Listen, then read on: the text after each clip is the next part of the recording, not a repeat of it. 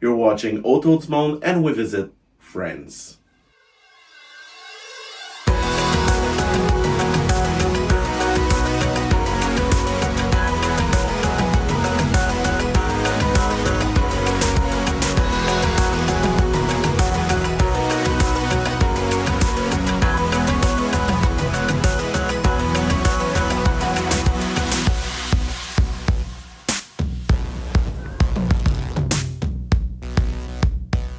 Welcome on Autour du monde. If you like our content, don't forget to subscribe to our channel and to like our videos.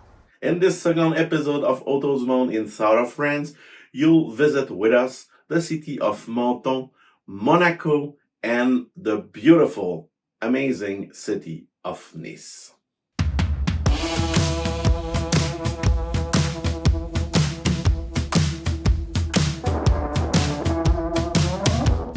Second day of our road trip in southern France. Today, we're heading for the far east of the Côte d'Azur, or the French Riviera, with a first visit to the city of Menton. From Juan, it's a journey of less than an hour, which is very little for us, but this drive offers us some exceptional scenery.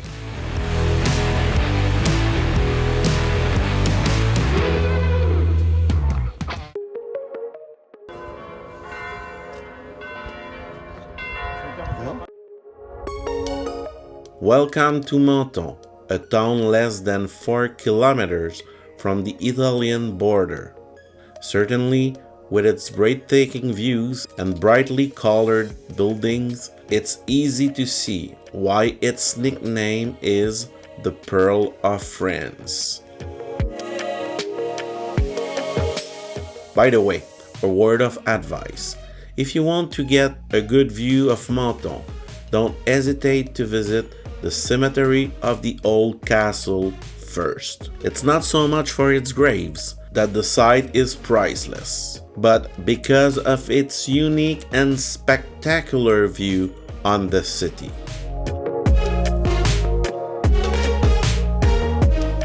From here, you can see the Wolf Bay and the buildings below. A must for any visit in Menton.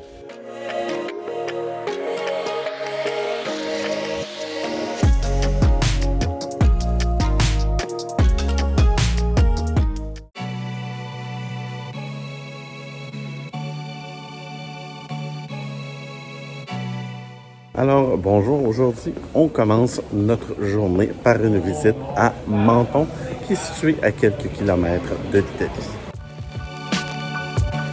We then headed for the heart of the city. As it was early January, there weren't many visitors and parking was easy, but it must be a different story in summertime.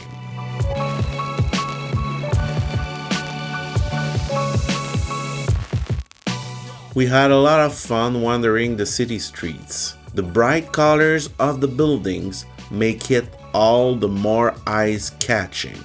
Not to mention the friendliness of the people of Menton, who made us feel very welcome.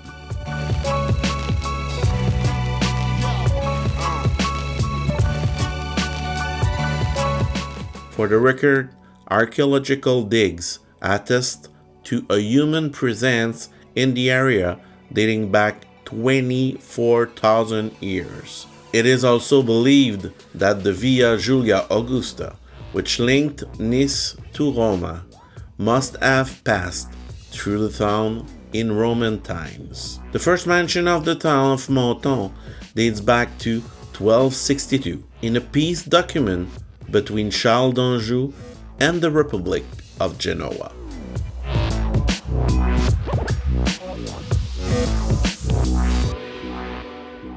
We visited the Basilica San Michael di Arcangelo before heading for the beach. Thanks to its Mediterranean climate, Menton enjoys mild, sunny winters. When we visited, it was a little misty, but we avoided the rain, and we were able to admire a phenomenal quantity of swans but be careful because they are really nasty.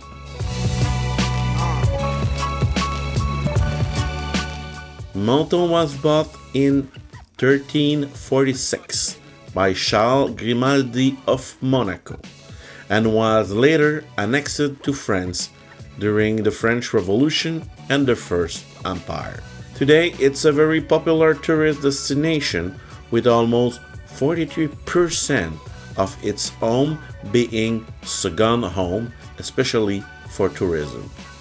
Honestly, we loved our holiday in Menton.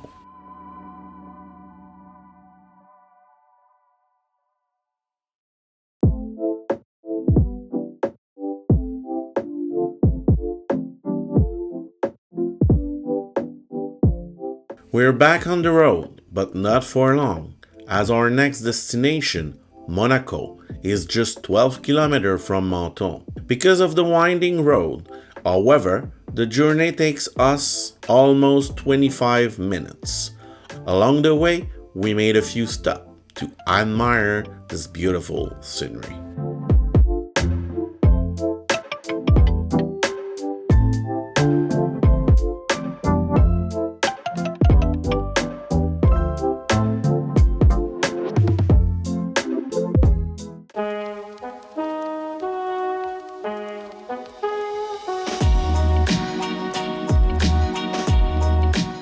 Welcome to the world's second smallest independent state after the Vatican. The city-state of Monaco, although famous for its Formula One race, is a simple 4-kilometer strip of land along the Mediterranean Sea, varying in wind from 350 to 1,050 meters. Its official surface area is just over 2 square kilometers.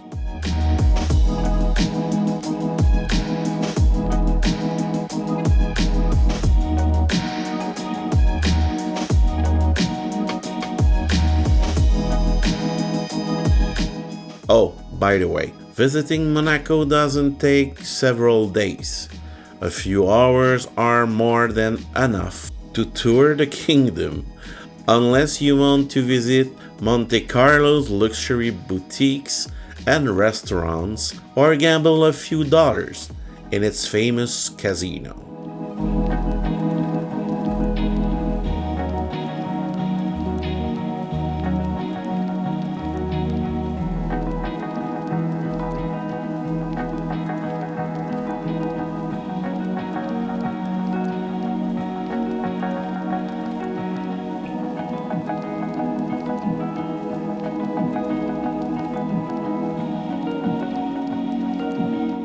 For our part, we prefer to wander around the rock, where the palace is. Once again, to our delight, the streets were empty, allowing us to discover all the neighborhoods leading up to the Palais Princier, or the palace, which we unfortunately couldn't visit.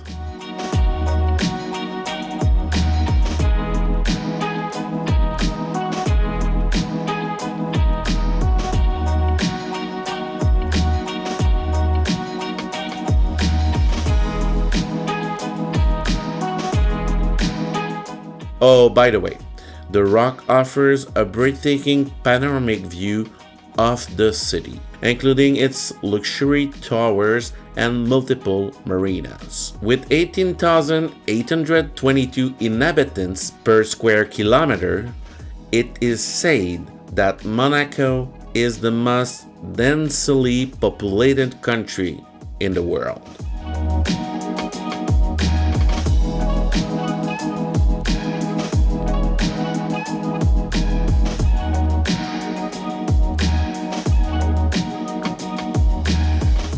For those of you who are not familiar with Monaco, which will be an heresy, you should know that thanks to its particularly mild year-round climate, the kingdom boasts a number of luxury hotel facilities.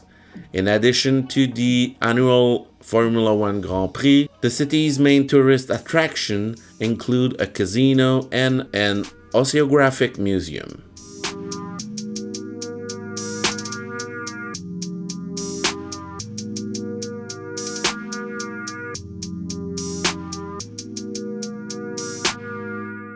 Despite its lack of attraction, the city is really famous, and many tourists came here every year, especially because Monaco is really renowned.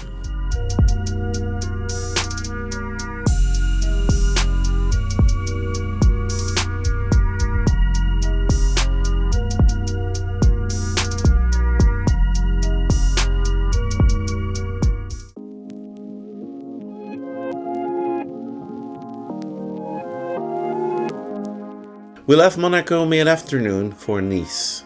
We strongly suggest you to take the road along the coast. The 21 kilometers take around 45 minutes, but the scenery is well worth the time spent on the road. And we had a few stops to make exceptional drone shots.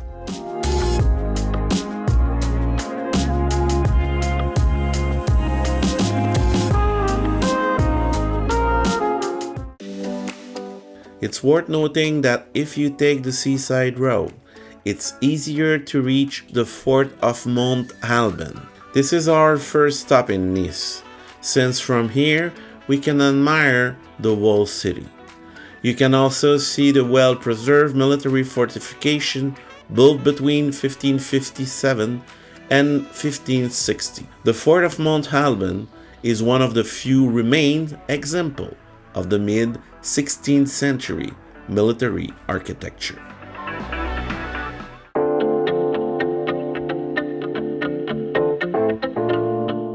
After this superb walk, we set course for the city center.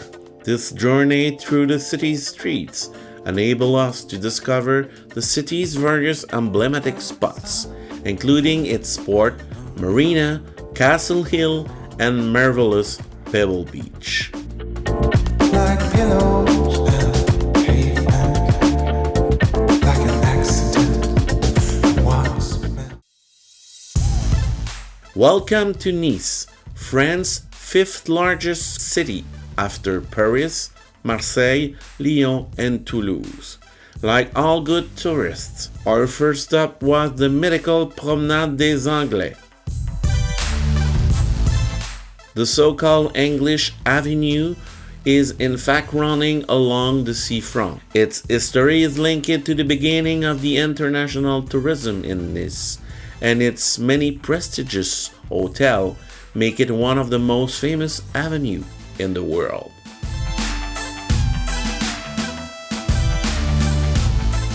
Nice is recognized as the economic and cultural capital of the French Riviera, or the Côte d'Azur. It boasts France's second largest hotel capacity, enabling it to welcome around 5 million tourists every year.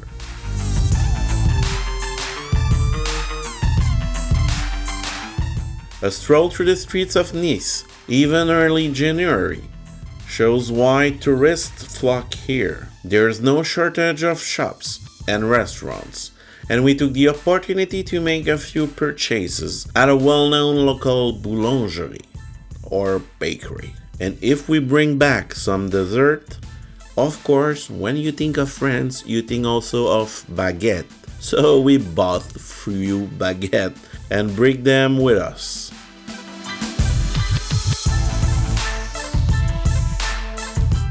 That said, Nice's history dates back to the Roman times and the Ostrogoth kingdom of Italy.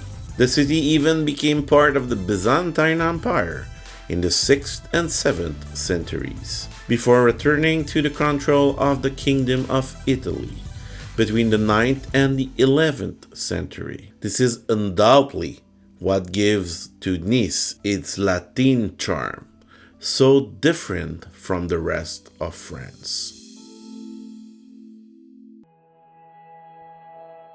We loved our stay in Nice, but honestly, we didn't spend enough time there to fully appreciate the capital of the French Riviera.